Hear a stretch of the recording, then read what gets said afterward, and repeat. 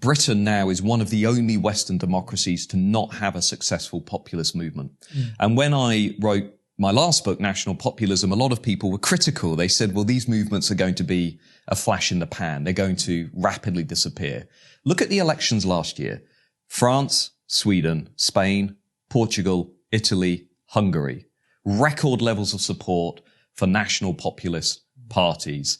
Meanwhile, the Republicans fell short in the US, but they took back the House. Ron DeSantis now, or Trump, probably have a realistic chance of winning the presidency next year. So populism is still here, but in Britain, bizarrely, it's absent. And the reason for that is because the Conservatives basically hoovered up Nigel Farage's vote. They hoovered up a lot of these voters who took a punt on Boris Johnson, and they said, look, if you're going to be the guy that's going to shake up this consensus, if you're going to deliver Brexit, if you're going to reform immigration, if you're going to push back against the woke, we're going to give you a chance. And what happened?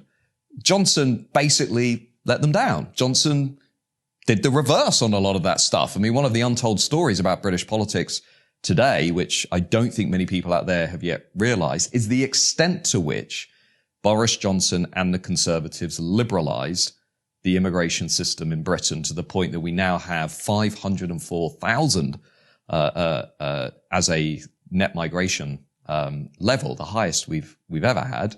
And just to make the point, they promised that it would go down. David Cameron promised to the tens of thousands. It's now half a million. So what's happened is British Conservatives, Boris Johnson, Dominic Cummings and others have been gaslighting the British people, because what they've been saying is we're going to control immigration, we're going to lower immigration. And then when they ended up in power, they said, well, actually, we didn't mean lower. We just meant we're going to give you control. But what is clear, I'm running polls every week.